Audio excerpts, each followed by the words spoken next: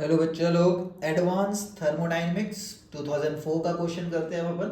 Again ये काफ़ी theoretical question है और ऑप्शन देख के अपने को समझ में आ रहा है कि अपने को delta S, delta G, delta H से रिलेटेड कोई फॉर्मूला पता होना चाहिए। स्पॉन्टेनिटी हम लोग को पढ़ाया गया है कि डेल्टा जी नेगेटिव होना चाहिए। और एडजॉर्प्शन वर्ड अपने को सरफेस केमिस्ट्री में पढ़ाया जाता है कि एक गैस सॉलिड सरफेस पे अगर एड्जॉर्ब हो रहा है तो गैस से सॉलिड जाना मतलब क्या होता है?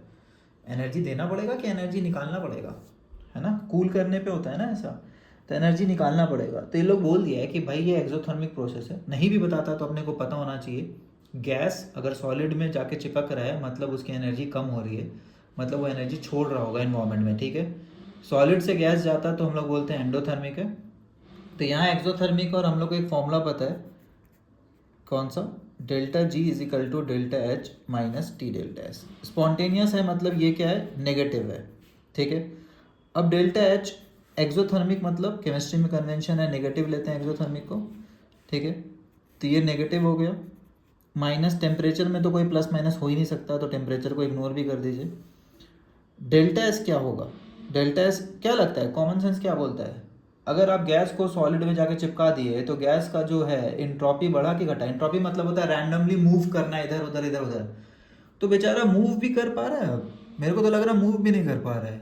कोई इस गैस को सॉलिड में जाके चिपका देंगे तो उसका मूवमेंट तो रिस्ट्रिक्ट हो गया उल्टा। तो इंट्रॉपी क्या होना चाहिए? कॉमन सेंस से पता चल जाएगा, इंट्रॉपी डिक्रीज होना चाहिए। जब भी कोई गैस जो रैंडमली बहुत तेज़ मूव कर रहा है और वो बेचारा सॉलिड सरफेस में जाके चिपक गया है तो उसका मूवमेंट तो रिस्ट्रिक्ट हुआ है ना, तो वो एक्सोथर्मिक भी होता है और इंट्रॉपी घटता है, इंट्रॉपी नेगेटिव होता है, ठीक है। क्लियर? तो इस फॉर्मूला से तो क्या ही बता पाएंगे, बट कॉमन सेंस का क्वेश्चन है ये। फिजिकल वाला जो एडजॉर्प्शन पढ़ते थे अपन, उससे रिलेटेड एक टॉपिक है, उसमें डायरेक्ट अब ये क्वेश्चन सरफेस केमिस्ट्री में आपको मिल जाएगा काफ़ी सारा, ठीक है। ओके, बाकी और कोई तरीका है क्या बताने का? और भी तरीका है? क्या तरीका है?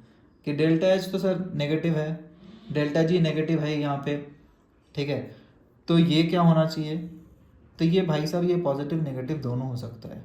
अगर एस घट रहा है तो ये पॉजिटिव हो जा रहा है, एस बढ़ता तो ये नेगेटिव। तो ये कुछ भी हो सकता है, जीता तो ये रहा होगा, ठीक है। तो इक्वेशन से डायरेक्ट ऐसे नहीं बोल सकते, क्योंकि एक टर्म तो नेगेटिव आ चुका है ना, तो दूसरे को नेगेटिव आना जरूरी नहीं है। तो -20 +10 भी नेगेटिव आंसर हो सकता है और -20 -10 भी नेगेटिव आंसर दे सकता है, ठीक है।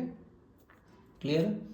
तो इक्वेशन से ऐसा कुछ नहीं है, ये मोर और लेस थ्योरेटिकल क्वेश्चन ही है। चलिए, बाय एवरीबॉडी।